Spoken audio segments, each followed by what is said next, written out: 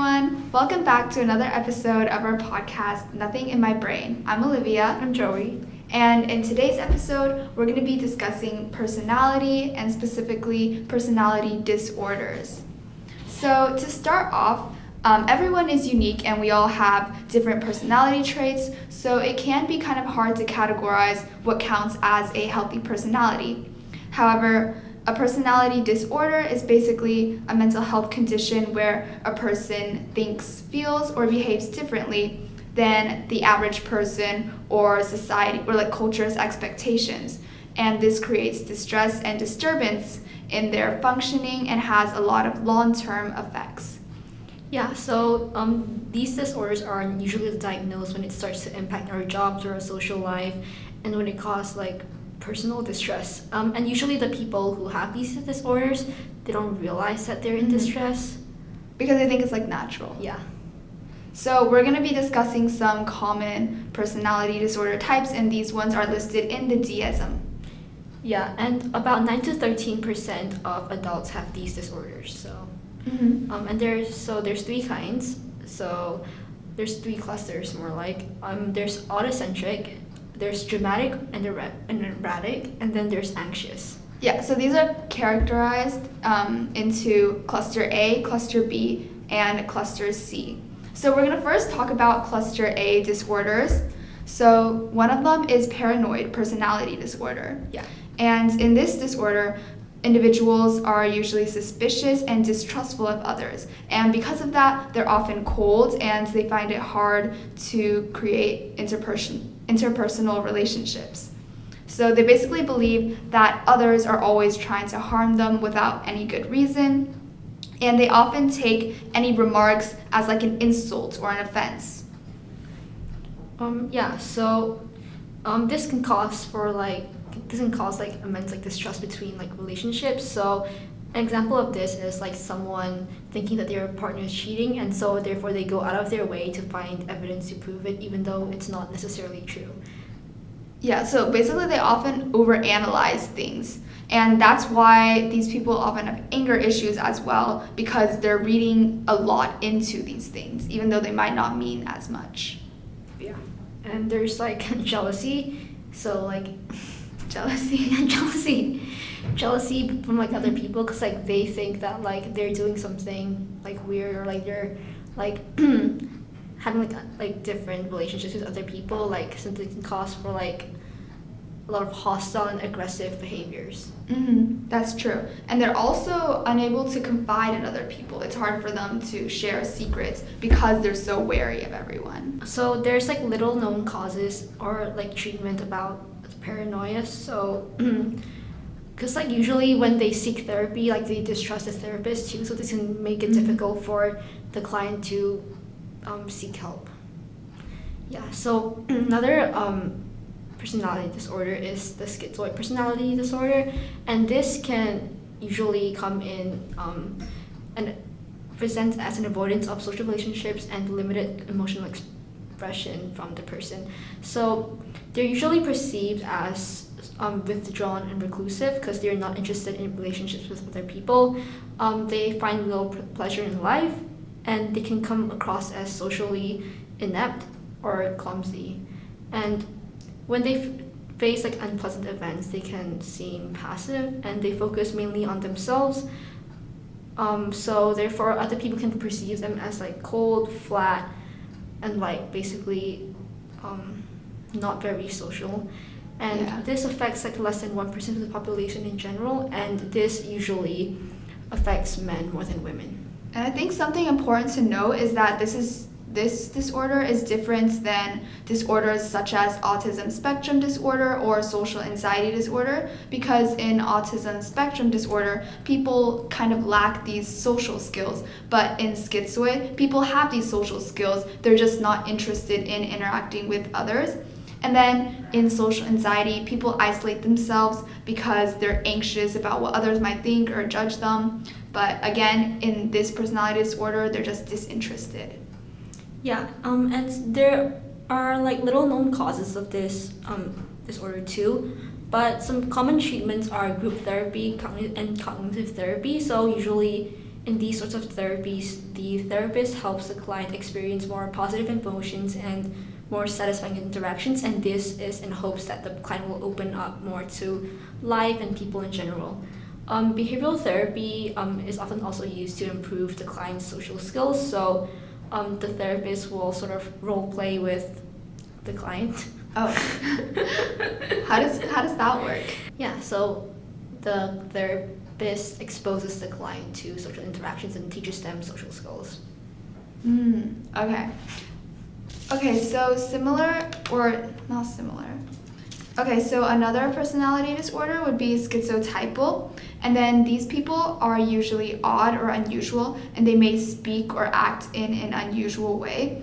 And similar to schizoid, people with schizotypal disorder are usually cold and distant, so it's hard for them to form any close relationships, and they're just distrustful. However, these people often have disordered thinking, and so they misinterpret reality. For example, they might think that the noises are voices, kind of like voices in your head, or they believe shadows are actually people. And these type of people often believe in things such as hexes, which are like curses, superstitions, or telepathy.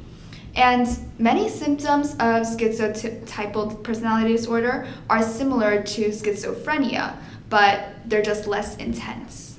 Yeah, so because like the symptoms resemble schizophrenia so much, research actually think that there's a link in the factors that causes both of them. So schizotypal and schizophrenia, people usually have elevated dopamine and enlarged ventricles. So, and beyond that, like schizotypal personality disorder is often linked to poor family communication and psychological distress when they are children.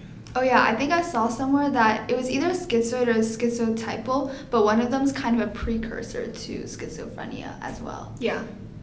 Mhm. And then it's hard to treat, but because like similar to schizophrenia, like antipsychotics in low doses can help, and also behavioral therapy for social skills again.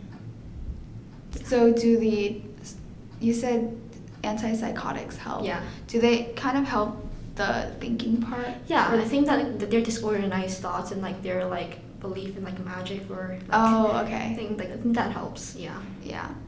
Okay, so moving on to cluster B disorders, these ones are actually the least prevalent. And so one of them is antisocial personality disorder. And this is characterized by selfish, impulsive behavior, and one shows little regard for others, so there's like no empathy. And these type of people often lie, and it's easy for them as long as they have a goal in mind. And they're also often aggressive. And the thing is, when they harm others or something, they have no remorse. And because of that, they often violate society's rules. For example, this could be like drunk driving, stealing, ignoring rules, or like speeding.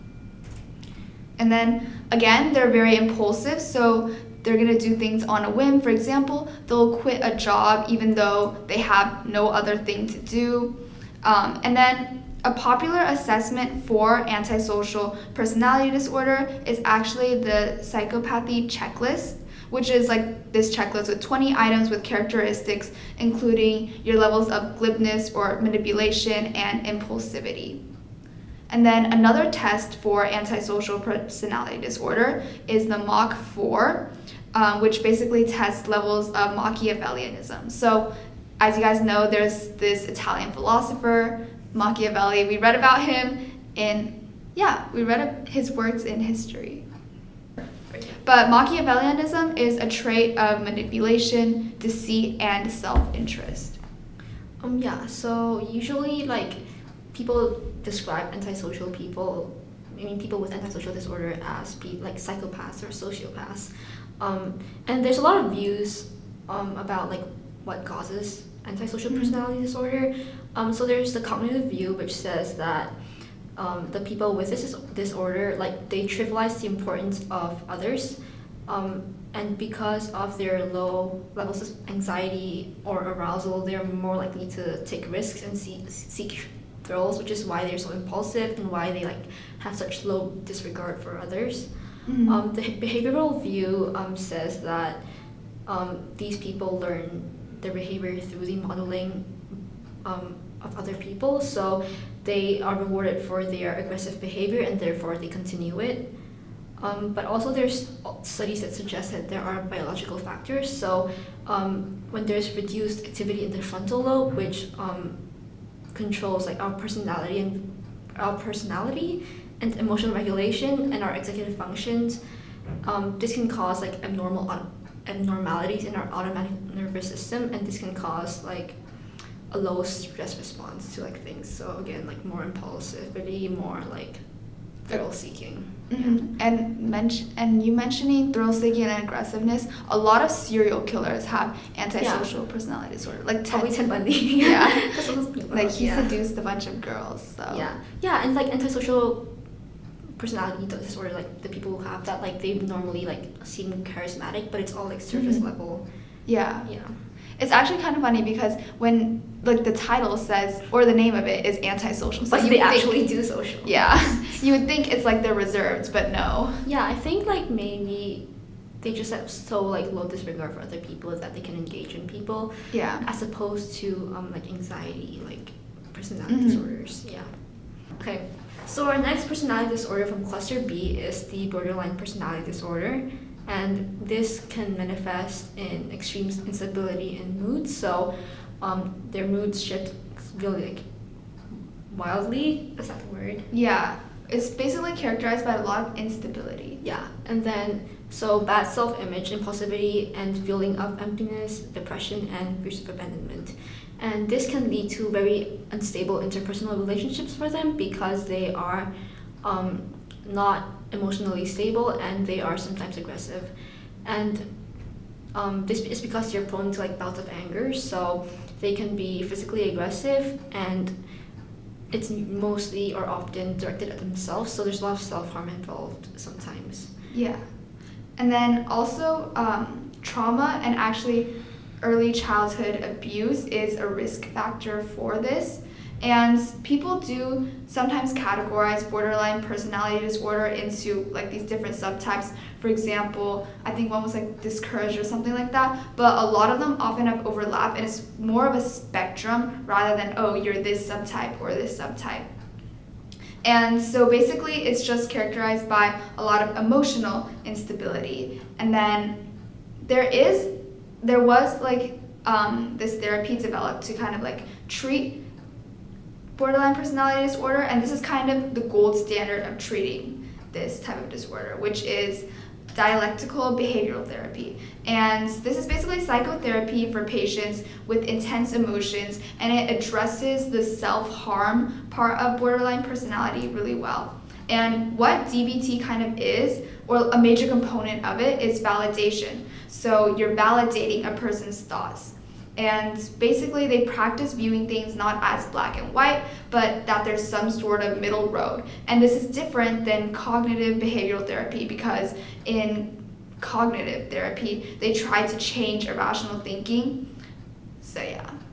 Yeah, and another like fun fact is that about 2.5% of the population has borderline personality disorder, and like 75% of them are women, so it affects women more. Mhm. Oh, and also like this disorder is also like linked to like low like serotonin activity in your brain. So yeah. Yeah, and it can be really hard to interact with people with borderline personality disorder. Yeah. So the next is histrionic personality disorder, and this manifests in a person being extremely attention-seeking, extremely emotional, and extremely dramatic. Mhm. And so they often come across as like charming, similar to like antisocial disorder, but this is to gain attention. And they really like seek approval and praise, and they're often self-centered, and they demand a lot of attention, and they often exaggerate physical illness and the depth of relationships with others to gain like more praise, more attention, things like that. Mhm. And they are more common in women than men, and they affect about 2% of adults. Yeah, so they're basically kind of like an actor. It's very theatrical. Yeah. And then when when I usually think of histrionic personality disorder, characters like Scarlett O'Hara come into mind, from Gone with the Wind.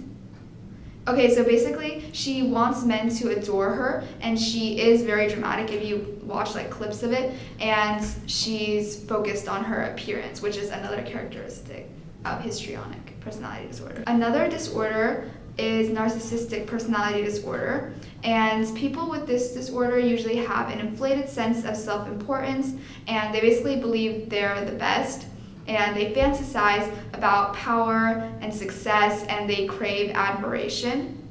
And because of their obsession with power, they exploit other people, and they just lack empathy for other people. And they're also really sensitive to criticism because they have this fragile ego, and they hold a lot of grudges.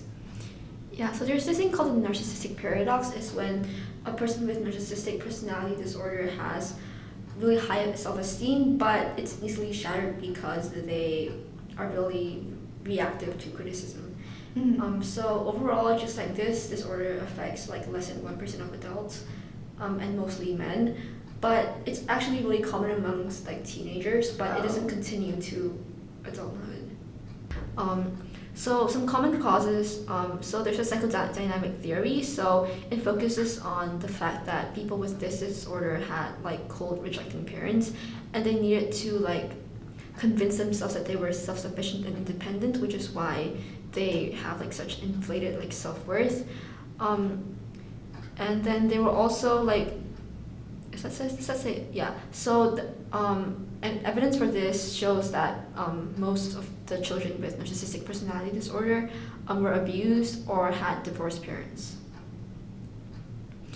So the behavioral and cognitive therapists propose that this disorder develops because people are treated too positively when they were children, so they have they overvalue their own self-worth, and evidence for this is manifested in the fact that most of people with this disorder are either firstborn children or only children. Ooh, okay, that's interesting. Firstborn children, firstborn child, okay. And you too, bro. Bro, I don't count. What? I don't count. How do you not count? Bro. Okay, and then also people with narcissistic personality disorder are very prone to substance use disorders. So since these people have fragile egos, it leads to them to use drugs or other addictive things as a method of validation. Okay, so now we're moving on to cluster C, which is the anxious personality disorders. So there are 4 types, so avoidant, dependent, and wait, there's 3 types. Okay, so there's independent and obsessive compulsive. Yeah. And these disorders all have like anxious or fearful behavior, and they are similar to anxiety and depressive disorders. So the first one would be avoidant personality disorder, and this is characterized by extreme shyness and low self-esteem. So these type of people often don't feel good enough, and they're also really sensitive to criticism or rejection. And so because of that, they have a difficulty making friends just because they're afraid of being judged. And honestly, this disorder is very, very similar to social anxiety disorder. Yeah. Yeah. Yeah, so the difference between this and social phobia is that people with avoidant personality disorder, they fear like close relationships, where like social relationships rather than like social situations. Oh, okay. Yeah. So this affects about 1 to 2% of adults, and there are a lot of like theories about like what causes avoidant personality disorder, but cognitive theorists says that because they were so highly criticized as children, they assume that everyone else will always judge them negatively like they were judged when they were children, so this can cause them to sort of be fearful of other people and what they think about themselves. Yeah. And so a treatment is therapy, so they build trust with the therapist, and the therapist sort of convinces them, or like maybe like cognitive therapy, where they convince them that they do have like worth, or that people aren't judging them the way they think that other people do. Yeah. Yeah. So another personality disorder is the dependent personality disorder, and this can be a pervasive or excessive need to be taken care of. So people would be seen as like clingy or like they need people's like attentions or cares, and they can make any like major decisions for themselves or any small decisions for themselves because they're so dependent on the people that they cling to, and they constantly seek reassurance, and they don't really take initiative or disagree with other people that much because like they feel like they need the person in their lives. And then a major like factor of or major symptom of this disorder is that they have extreme separation anxiety, so they can't be separated from the person for a long period of time. Wait, I don't really have anything. So behaviorists think that the causes for this disorder is that parents would unintentionally reward their child with like when they like cling to them or when they are loyal to their parents, and then punish them when they seek independent behaviors, and so this can lead them to develop sort of like a clingy attitude or behavior towards the people in their lives.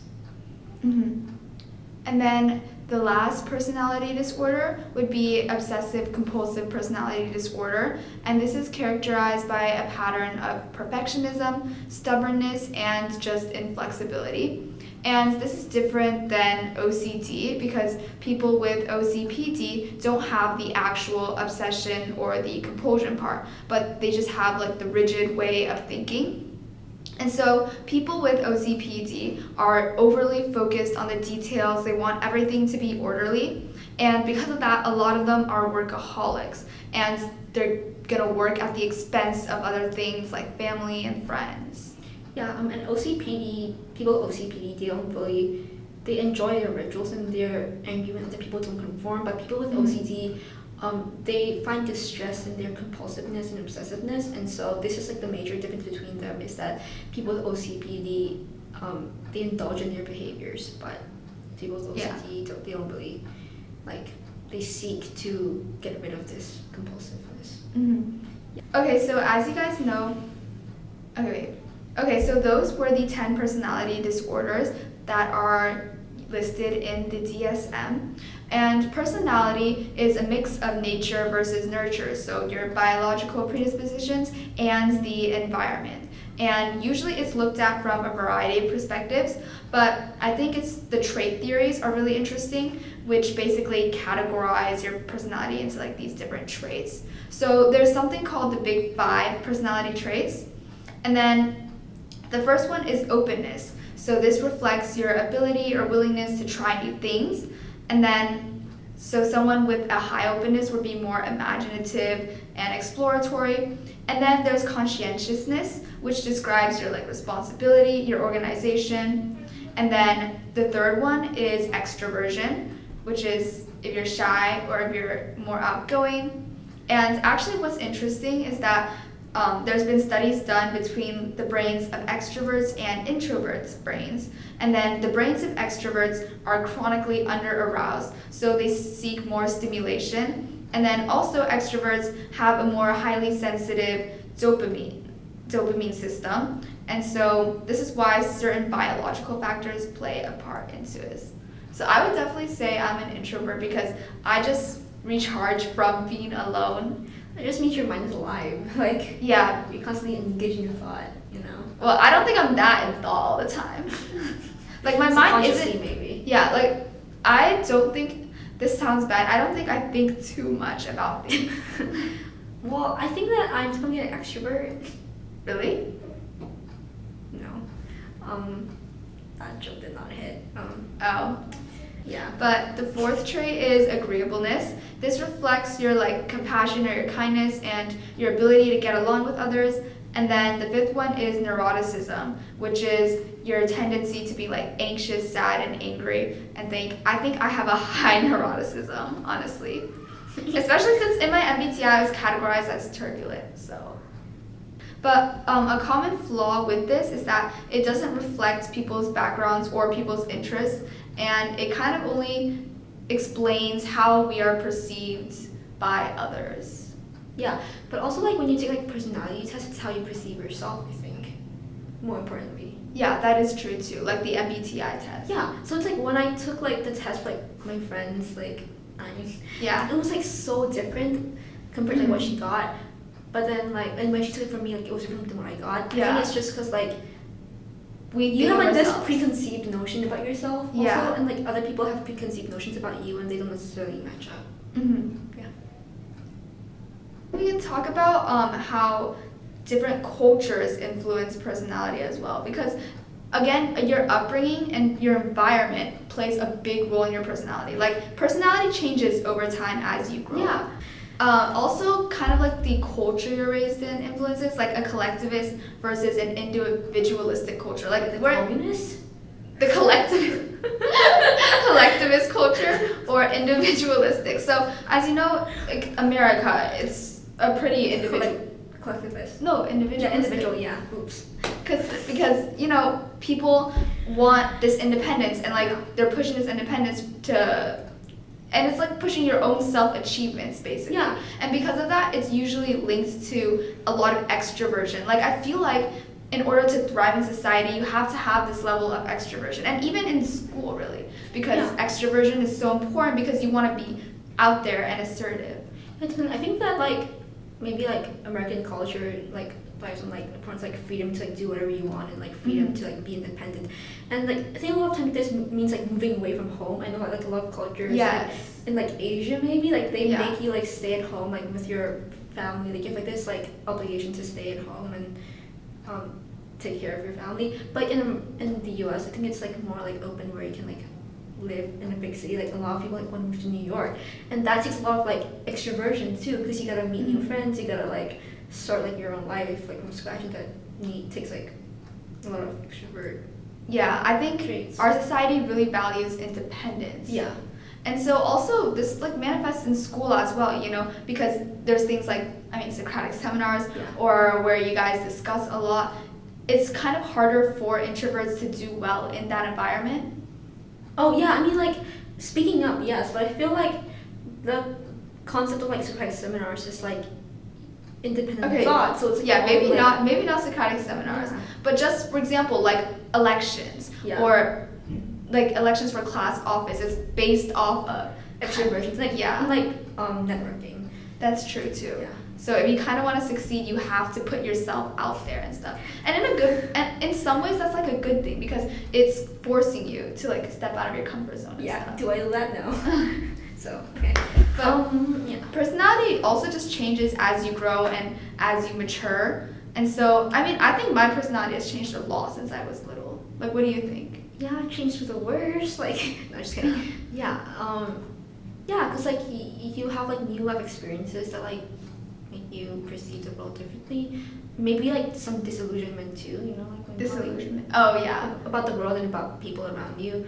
So like when you're little, I feel You're like innocent. Yeah, kind of, yeah. Because like when you're little, like I feel like most of like the personalities, like they're happy, like they're carefree, like they're joyful to the world, and then when you grow up, you become like this more like mellow version of who you once were. That's true. But I feel like when I was little, I was very. I said this before, but I've been like really reserved since I was little. Like I was so scared of people judging me. And also, it's like shown that like your level of neuroticism decreases as you age. Okay guys, thank you for listening to our episode on personality. Don't forget to check us out on YouTube, Spotify and Instagram, and TikTok. Yeah. TikTok again. I think we said that last time. I'm still in disbelief. Okay, yeah. Yeah, so make sure to check us out on all platforms. And we'll see you in our next episode. Bye. Bye.